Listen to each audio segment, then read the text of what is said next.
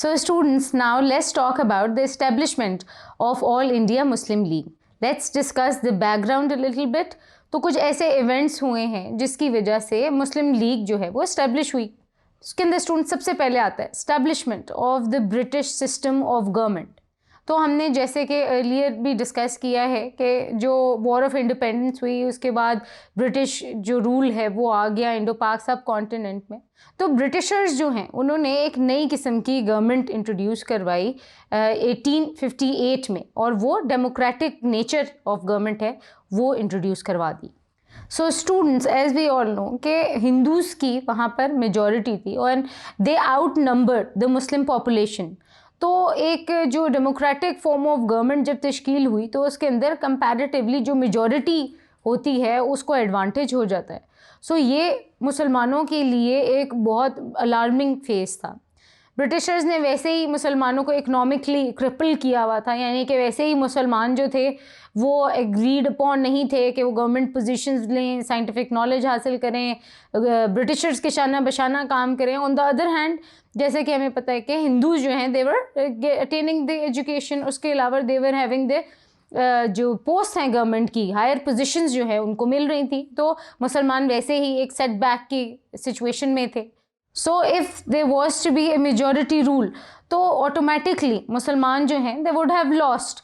So in state of affairs में एक मुस्लिम platform की बहुत ज़्यादा ज़रूरत थी जहाँ पे मुसलमानों की डिमांड्स जो हैं वो पुट फोर्थ की जा सके. नंबर 2 पे आता है हिंदू एक्सट्रीमिज़म, यानी कि अभी हम देख रहे हैं कि कौन कौन से ऐसे इवेंट्स हैं जिसकी वजह से मुस्लिम लीग जो है वो फॉर्मुलेट हुई.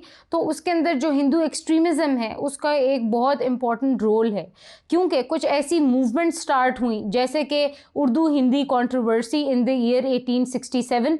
जब ये हुई तो मुसलमानों को आहिस्ता आहिस्ता ये पता चलना शुरू हुआ कि ये तो जो मुसलमानों की लैंग्वेज है उसको रिप्लेस करना चाह रहे हैं, यानी कि उर्दू को हिंदी से वो इंटायरली रिप्लेस करना चाह रहे हैं. सो इस पीरियड ऑफ टाइम में जो एक्सट्रीमिस्ट हिंदूज़ हैं उन्होंने एक और मूवमेंट, जैसे कि मैंने अभी आपको बताया था आर्य समाज का, जो कि एक बहुत डायर किस्म की मूवमेंट थी, जिसके अंदर उन्होंने ये कोशिश करना शुरू की कि मुसलमानों का पूरा रिलीजन ही, यानी कि उनके इंडो पाक सब कॉन्टिनेंट्स में इन अदर वर्ड्स एग्जिस्टेंस ही ख़त्म हो जाए और मुसलमान जो हैं वो हिंदू मज़हब को फॉलो करना शुरू हो जाएं.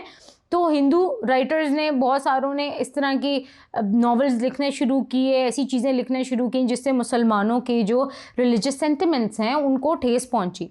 स्टूडेंट्स, मैं आपको एक बात छोटी सी ये भी बताती चलूँ, अगर हम कंटेम्प्रेरी वर्ल्ड की बात करें, आजकल के दौर की बात करें, तो जो मुसलमान हैं अभी इंडिया में उन्हें इस तरह की बहुत सारी डिस्क्रिमिनेशंस फेस करनी पड़ रही हैं और मुसलमानों के साथ बहुत तशद्दुद किया जा रहा है इंडिया में सिर्फ़ उनके मज़हब की बेस पे, और मुसलमानों को टारगेट भी किया जाता है. तो हमारे जो फोर फादर्स हैं उन्होंने जो सूरत हाल उस वक्त देखी थी उसको हम अभी भी देख सकते हैं. सो नेक्स्ट देखते हैं पॉइंट क्या है. Establishment of Indian National Congress. तो एक British civil servant A.O. Hume, he was a retired civil servant, उन्होंने इस्टेब्लिश की Indian National Congress in the year 1885. तो हिंदूज़ ने एक बहुत ग्रेट नंबर में इंथुजियास्टिकली उसको ज्वाइन करना शुरू कर दिया. नंबर 4 पे आता है आपका डिमांड फॉर सेपरेट इलेक्टोरेट, यानी कि जब सर सैयद अहमद ख़ान ने ये जो system of education, British system of education देखा, वो तो जो हिंदू मेजॉरिटी है उसको तो बहुत ज़्यादा सूट कर रहा था, लेकिन मुसलमानों को उन कंडीशंस में वो सब सूट नहीं कर सकता था, क्योंकि जैसे कि मैंने आपको बताया कि मुस्लिम्स जो हैं वो इतनी मेजॉरिटी में तो थे ही नहीं. तो इसका मतलब ये था कि अगर फॉर एग्ज़ाम्पल ब्रिटिशर्स जाते भी हैं तो मेजॉरिटी हिंदूज़ की होने की वजह से मुसलमानों के लिए तो it will be only a change of rulers, यानी कि वो एक परमानेंट सॉर्ट ऑफ स्लेवरी में, सबसर्वीनियंस में आ जाते और जो मेजॉरिटी कम्युनिटी है उसके अंदर वो धंस जाते सारे के सारे.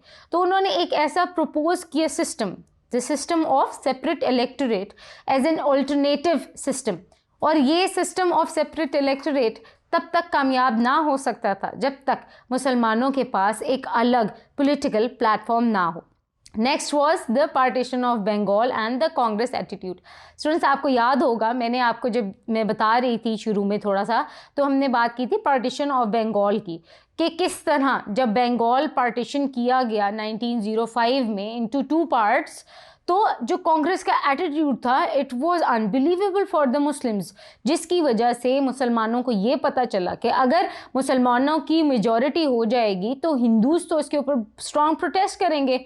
और उन्होंने इतना ज़्यादा दबाव डाला कि उन्हें अपना डिसीजन, जो लॉर्ड थे उनको अपना डिसीजन वापस लेना पड़ा for the division of Bengal. तो इस एटीट्यूड की वजह से मुसलमानों को और इस बात का अंदाज़ा हो गया कि उन्हें अब बहुत ज़्यादा ज़रूरत है किसी ऐसी जगह की जहाँ पे मुस्लिम्स की एस्पिरेशंस, उनके जो डिमांड्स हैं वो पुट फोर्थ की जा सकें गवर्नमेंट के थ्रू।